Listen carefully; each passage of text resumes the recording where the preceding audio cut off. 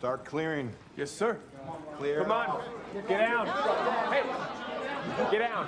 No, I did a bad thing. I did a bad thing. I did a bad thing. I did a bad thing. It's not fucking right. You can't just come in. I did a bad thing. I did a bad thing.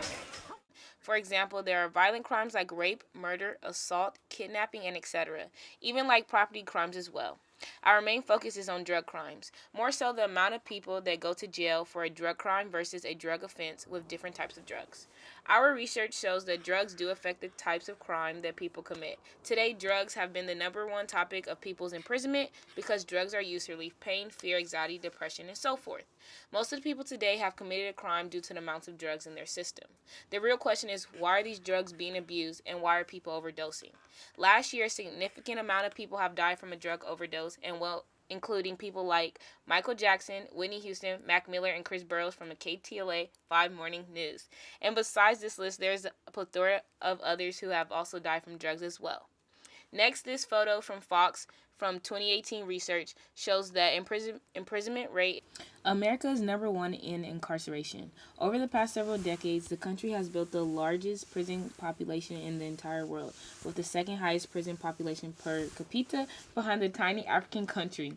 In response to a tide of higher crime over the preceding decade, state and federal lawmakers passed measures that increased the length of prison sentences for all sorts of crimes, from drugs to murder. Additionally to the drug crime, the mass incarceration rate is important as well. The mass incarceration rate in the U.S. has increased over the past decade. The American criminal justice system holds more than 2.3 million people in 1,351,000 state prisons, 646,000 local jails, and 211,000 federal prisons. Many people go in and out of jail and correctional facilities each year, and almost 500,000 people are locked up because of a drug offense. Every year, 636,000 people walk out of the prison walls, but people end up going to jail over 11 million times each year. Compared to other countries, the U.S. locks people up at a higher rate than any other country. The war on drugs and some other factors have changed to put more people in prison for longer periods of time. The highest percentage of offenses for inmates is 46%. People caught engaging in illegal behaviors involving drugs face a variety of consequences, including time in jail or federal prison, heavy fines, probation, other forms of confinement like house arrest, and a criminal record that affects your ability to get or maintain a job, receive approval for college loans, vote, own a gun, or join the military. Did you know that the amount spent annually in the U.S. on the war on drugs is over $47 billion? The number of people arrested in the U.S. for drug law violations in 2017 was 1,632,921, and the number of people arrested for a marijuana law violation in 2017 was 659,000. The percentage of people who were arrested drug law violations who were Black or Latino was 46.9%, despite making up just 31.5% of the U.S. population. All in all, our research helps to prove our point in drug crimes. More so, to further our information, our poll is a boon to our statistics as well. With the help of our poll data results, we were able to comprehend what the data meant and what people believe about how our criminal justice system works and how it should be. One of our most important questions asked was, do small drug crimes deserve jail time or rehabilitation? And 85.3% of the data agreed with our initial prediction that drug users should go to rehabilitation instead of jail time.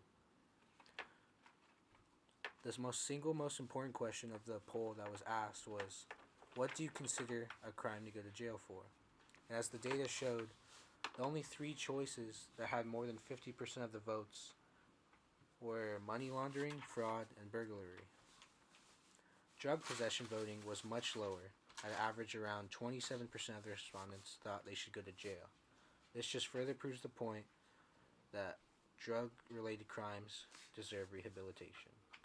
America continues to expand its economy, looking more and more into the future of science and technology. However, as the economy grows, something else grows. The gap between the rich and the poor has grown at an exponential rate. As a result, America is overshadowed by a huge wealth inequality. There are many ways this ties into the issues of the justice system.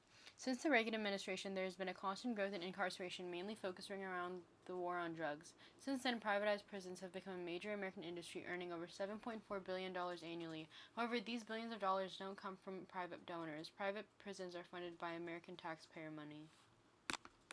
an abundance of criminals in our justice system, and a staggering amount of that percentage is drug-related crimes. Statistics show that offenders who seek rehabilitation tend to have better outcomes than those who don't. Unfortunately, this is not a priority for the government. Therefore, there are no funds to help with the solution. In fact, prisons and jails were listed as last on the list of quality of life priorities in the United States. This leaves the criminal justice system with the scraps of taxpayers' money and subsequently leaves no room for improvement. The California Department of Corrections and Rehabilitation, or CDCR, provides rehabilitative programming to state prison populations and community parolees.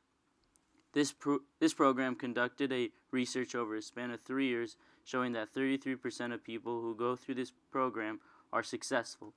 With the government's help and money, this can lead to a widespread change that would not only be better for our justice system, but improve people's lives who are on the brink of disaster.